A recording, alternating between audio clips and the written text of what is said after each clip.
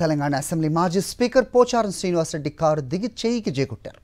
పోచారం లాంటి సీనియర్ నేత పార్టీని వేయడంతో గులాబీ పార్టీకి నష్టమా? అంతటి సీనియర్ నేత రావడం వల్ల కాంగ్రెస్కు లాభమా? తెలంగాణ రాష్ట్ర రాజకీయాల్లో తీవ్రంగా చర్చనీయాంశం అవుతున్న తాజా రాజకీయ పరిణామాలు ఎవరికి ఎంత మేలు చేయబోతున్నాయి, ఎవరికి ఎంత చేటు చేస్తున్నాయి? మాజీ speaker Banswada MLA Pocharam Srinivas Reddy BRS కి గుడ్ బై చెప్పడం తెలంగాణ రాజకీయాల్లో సంచలనంగా మారింది. సీఎం రేవంత్ రెడ్డియే స్వయంగా హైదరాబాద్లోని పోచారం నివాసానికి వెళ్లి మరీ పార్టీలోకి ఆహ్వానించారు. పోచారంతో పాటు ఆయన తనయులు డీసీసీపీ మాజీ చైర్మన్ భాస్కర్ రెడ్డి, సురేందర్ రెడ్డి, అలాగే పోచారం సోదరుడు శంభురెడ్డి కాంగ్రెస్ కండువా కప్పుకున్నారు.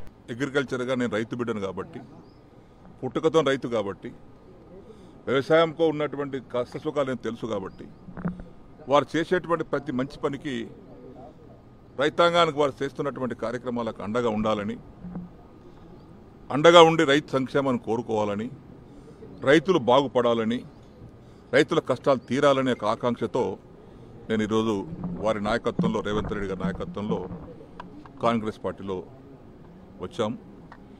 తప్పనిసరిగా ఈ ప్రభుత్వం గత 6 మాసాలుగా చూస్తూ ఉన్నాం, అబ్జర్వ్ చేస్తూ ఉన్నాం, చిత్తశుద్ధితో పనిచేస్తూ ఉన్నారు. 1994లో టీడీపీ నుంచి పోటీ చేసి తొలిసారిగా బాన్స్వాడ ఎమ్మెల్యేగా ఎన్నికయ్యారు. అక్కడి నుంచి ఆయన వెనుతిరిగి చూసుకోలేదు. 1 కాదు 2 కాదు, ఏకంగా ఇప్పటి వరకు 7 సార్లు ఎమ్మెల్యేగా గెలిచారు. 2011లో తెలంగాణ ఉద్యమానికి మద్దతుగా నిలిచి భారతీయ రాష్ట్ర సమితి పార్టీలో చేరిన పోచారం తెలంగాణ శాసనసభ స్పీకర్గా పనిచేసి తనదైన ముద్ర వేశారు. ఆయన మొన్నటి ఎన్నికల్లో కామారెడ్డి జిల్లా బాన్స్వాడ నుంచి పోటీ చేసి 7వసారి ఎమ్మెల్యేగా గెలిచారు.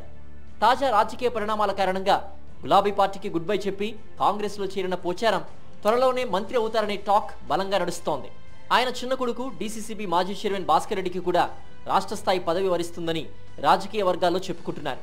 బీఆర్ఎస్ హయాంలో బాన్స్వాడ నియోజకవర్గం రాష్ట్రంలోనే చెప్పుకోదగ్గ స్థాయిలో అభివృద్ధి చెందింది. రాష్ట్రంలోనే ఎక్కువగా 11,000 డబుల్ బెడ్రూమ్లు బాన్స్వాడ నియోజకవర్గంలో నిర్మాణమయ్యాయి. అభివృద్ధి పనులు కూడా బాగా జరిగాయి. అయితే వాటికి సంబంధించిన నిధులు కూడా కోట్ల రూపాయల్లో పెండింగ్లో ఉన్నాయని, బీఆర్ఎస్ దిగిపోయి కాంగ్రెస్ రావడంతో బిల్లులు ఆగిపోయాయని రాజకీయ వర్గాల్లో చెప్పుకుంటున్నారు. పోచారం శ్రీనివాసరెడ్డి కాంగ్రెస్ పార్టీలో చేరడాన్ని పలువురు కాంగ్రెస్ నేతలు వ్యతిరేకిస్తున్నారు. ఆయన రాకను అడ్డుకుంటామని వారు ఇదివరకే బహిరంగంగానే ప్రకటించారు. ఈ నేపథ్యంలో ఉమ్మడి నిజామాబాద్ జిల్లాలో రాజకీయ సమీకరణాలు మారతాయని రాజకీయ పరిశీలకులు భావిస్తున్నారు. అంతేకాదు, ఉమ్మడి జిల్లాలో బీఆర్ఎస్కు పెద్ద దిక్కుగా వ్యవహరిస్తూ వచ్చిన పోచారం కారు దిగడంతో ఆ పార్టీకి తీవ్ర నష్టం వాటిల్లుతుందని విశ్లేషిస్తున్నారు. అయితే దశాబ్దాలుగా పోచారం వెంట ఉన్న నాయకులు ఆయనతో కలిసి కాంగ్రెస్లో చేరతారా, బీఆర్ఎస్లోనే ఉండిపోతారా అన్న దానిపై ప్రస్తుతం చర్చ జోరుగా నడుస్తోంది. పోచారానికి మద్దతుగా బీఆర్ఎస్ నుంచి కొంతమంది నేతలు మాత్రమే ఇంతవరకు రాజీనామా చేశారు. ఈ నేపథ్యంలో మాజీ ఎమ్మెల్యే బాజిరెడ్డి గోవర్ధన్ బాన్స్వాడకు తిరిగి రావచ్చని, నియోజకవర్గంలో బీఆర్ఎస్ను బలోపేతం చేయొచ్చని అంటున్నారు. ఎందుకంటే బాజిరెడ్డి గోవర్ధన్కు బాన్స్వాడ నియోజకవర్గంలో మంచి పట్టుంది. ఆయనకు నియోజకవర్గంలో చాలా మంది అనుచరులు కూడా ఉన్నారు. అంతేకాదు, ఆయన గతంలో పోచారంపై ఒకసారి గెలిచారు కూడా. పోచారం పార్టీ మార్పు తర్వాత బాజిరెడ్డి మీడియాతో మాట్లాడారు. బీఆర్ఎస్ నుంచి గెలిచిన పోచారం తన పదవికి రాజీనామా చేయాలని, ఉప ఎన్నికల్లో తనతో పోటీ పడాలని సవాల్ విసిరారు. దాంతో ఉమ్మడి నిజామాబాద్ రాజకీయాలు రసవత్తరంగా తయారయ్యాయి. ఇలాంటి పరిస్థితిని చూస్తే ఏమంటారంటే రాజకీయ వ్యభిచారం అంటారు తప్ప వేరేం లేదు. ఇప్పటికైనా పోచారం గారికి చెప్తున్నా, ఒకసారి మీరు నన్ను ఒడగొట్టి నేను మిమ్మల్ని ఒడగొట్టినా, దాదాపు సమోజ్జీలం మనం. ఇప్పటికైనా ఆలోచించి రాజకీయంగా విలువలు ఉండాలనుకుంటే రాజీనామా చేయండి. మీరు కాంగ్రెస్ పార్టీ టికెట్ మీద పోటీ చేయండి. వస్తే నేనే వస్తే అక్కడికి పోటీకి నీ మీద రెడీగా ఉండు. నువ్వు గెలుస్తావా నేను గెలుస్తావా చూసుకుందాం మనం.